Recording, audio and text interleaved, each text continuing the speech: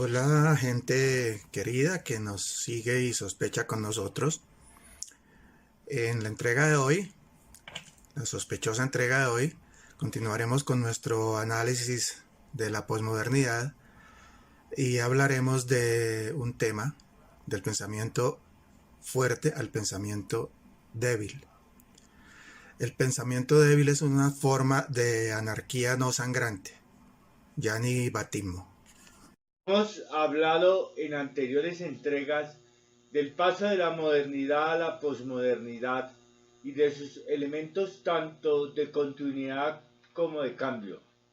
Elementos que se formaron y consolidaron a través de un proceso que ocupó un largo tiempo, siglos, y que trajo consigo la presencia de nuevas técnicas, riqueza, medios de acción y que vio también el surgimiento de ideologías, clases e instituciones, así como confrontaciones de tipo social que implicaron el paso del feudalismo a la burguesía y de esta al capitalismo, dando curso a una nueva forma de organización política.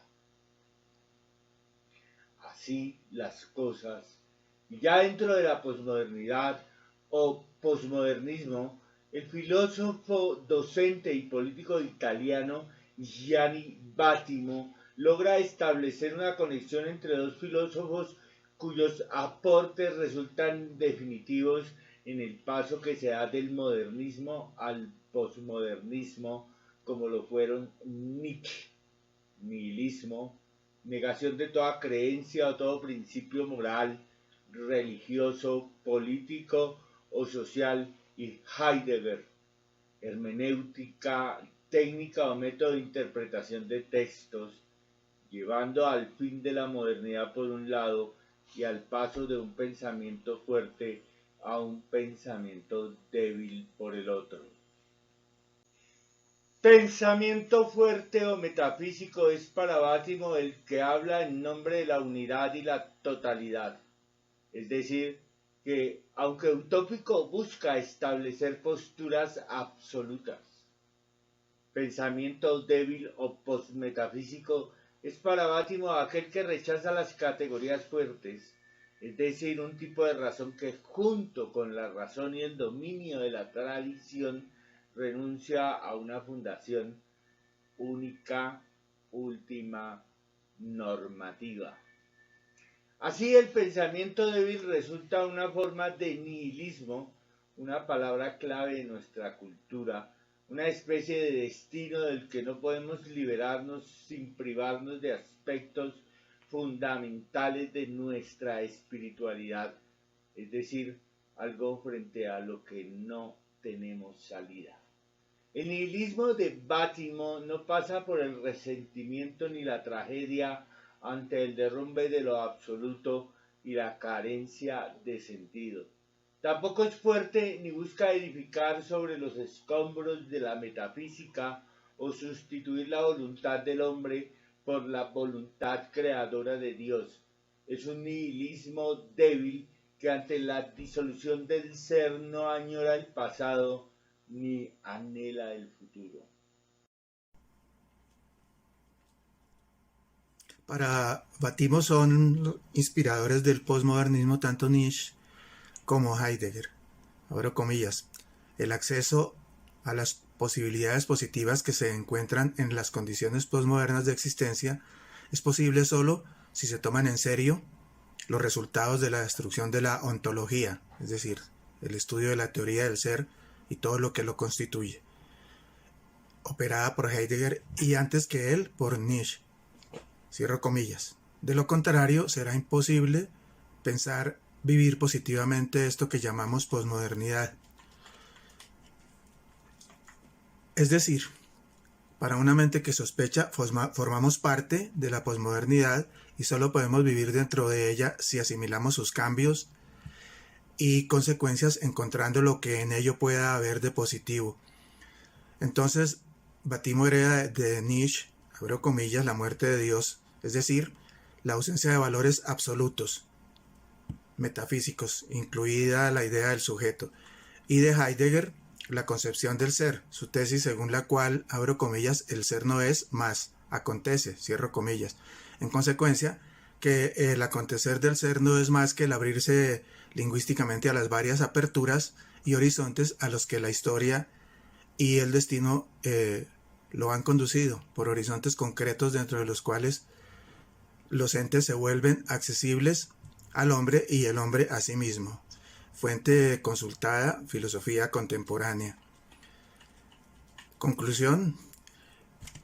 Todo lo anterior nos lleva a afirmar que la posmodernidad no es una moda o conducta, sino un modo de pensar, una cosmovisión, una reacción filosófica y cultural ante el pensamiento moderno, una propuesta ideológica para el tercer milenio. En fin, es una lógica cultural que, como el mismo término de posmodernidad nos lo sugiere, se relaciona con la decadencia o extinción del paradigma moderno y del desvanecimiento de la antigua frontera entre la cultura de la élite y la llamada cultura comercial o de masas, donde lo que encanta es un paisaje degradado, feo, de realities televisivos banales y sórdidos, de cultura de folletines de peluquería, librerías de supermercado y sabores cool y light, café sin cafeína, tabaco sin nicotina, leche deslactosada, entre otros. Frente a un mundo egocéntrico, una visión mundial de pluralismo e inclusión cultural, apreciación de una mente que sospecha. Para él, para Bátimo, el pensamiento fuerte es el de los vencedores, el de los que quieren mantener el orden establecido, mientras que el pensamiento débil únicamente puede ser el de los débiles, sin duda no el de las clases dominantes que siempre han obrado para mantener y no poner en cuestión el orden establecido del mundo.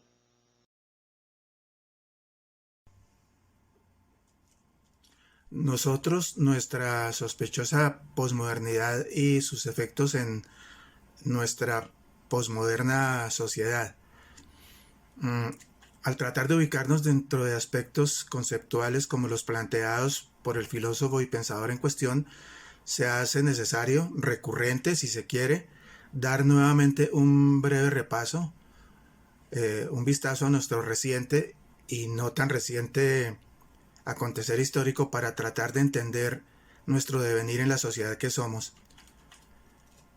Nuestra identidad, no identidad, la ignorancia frente a las posturas ideológicas y concepciones diferentes, opuestos y diferentes gustos y preferencias, es decir, rechazar, juzgar y condenar a quien piensa diferente o concibe la vida y las cosas diferente a como nosotros lo hacemos.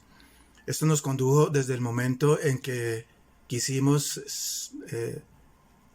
obtener nuestra independencia del poder imperial y colonial al que nos hallábamos sujetos, independencia que por otra parte nunca hemos logrado. Nos hemos enfrascado en una interminable y al parecer eterna sucesión de guerras civiles que nos han planteado o nos han mantenido inmersos en esa violencia que parece tampoco tener fin. Pequeñas guerras, aunque la muerte y la violencia nunca serán pequeñas.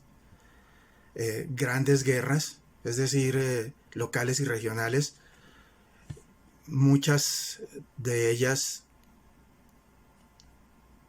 a nivel nacional, que derivaron al final del siglo XIX y principios del XX en la conocida guerra, o conocida como Guerra de los 1000 días, cuyo final condujo a un mentiroso periodo de paz cargado de tensiones políticas y guerras intestinas que seguimos padeciendo, enmarcados por el narcotráfico, dueño del Estado, la sociedad y la política, que mueve inimaginables cantidades de dinero, que corrompieron y acabaron con cualquier rastro y vestigio de ética y moral que pudieran haber sobrevivido a la ya endémica corrupción que parece formar parte de nuestro ADN. Una mente que sospecha debe preguntarse entonces si nuestros líderes y gobernantes a lo largo de nuestra borrascosa y atormentada vida republicana, con todas las barbaridades y atropellos a los que nos han sometido como país y como nación, alegando actuar por el bien de la patria, han tenido dentro de sus codiciosas y egocéntricas mentes un interés diferente al propio, al yo. Si les ha importado por un instante siquiera esa patria a la que dicen amar, pensamiento fuerte, se habrán detenido por un momento a pensar si sus actuaciones se corresponden con los principios dentro de los que aseguran haber sido formados. Esos valores que la modernidad dejó y que poco a poco ante la embestida de la posmodernidad, con todo lo negativo y lo positivo, fue demoliendo para dar paso a lo que ahora vemos y vivimos. Sin duda, en ellos ha prevalecido el pensamiento débil. Nunca pensaron en el bien común.